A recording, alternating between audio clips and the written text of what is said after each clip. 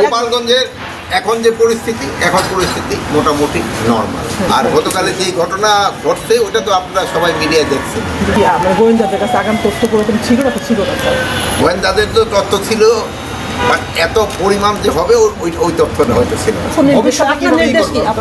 আমরা তো নির্দেশনা দিছি ওখানে, ওখানে ভবিষ্যতে যেন এই ধরনের ঘটনা না ঘটে এই জন্য সব ধরনের প্রিকশন। এখন ওই জায়গার পরিস্থিতি যারা গ্রেপ্তারের কথা সবাইকে গ্রেপ্তার না করে তারা আবার মাস্টার গোপালগঞ্জ গ্রেপ্তারের বিষয়টা একটু যদি বলেন। মানে যারা অন্যায় করছে তারা গ্রেপ্তার হবে, সব কাউকে ছাড় দেয় এরকম তো না, কোনো ছাড় দেওয়ার প্রশ্নই ওঠে না।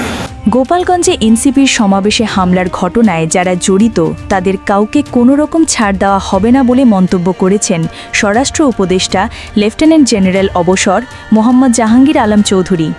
বৃহস্পতিবার 17 জুলাই দুপুরে সচিবালয়ে স্বরাষ্ট্র মন্ত্রণালয়ের সাংবাদিকদের এক প্রশ্নের জবাবে একথা জানান তিনি।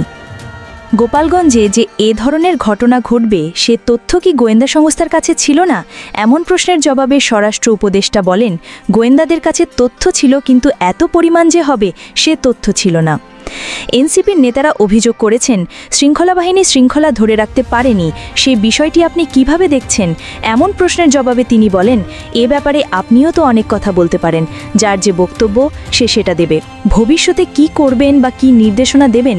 এমন প্রশ্নের জবাবে তিনি বলেন, আমরা তো সেখানে কালকেও নির্দেশনা দিয়েছি, ভবিষ্যতে যাতে এ ধরনের ঘটনা না ঘটে সেজন্য সব ধরনের প্রস্তুতি নেওয়া হবে।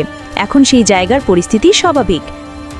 অপরাধীদের গ্রেপ্তারের বিষয়ে জানতে চাইলে তিনি বলেন, যারা অন্যায় করেছেন তাদের সবাইকে গ্রেপ্তার করা হবে, কাউকে কোনো ছাড় দেওয়া হবে না।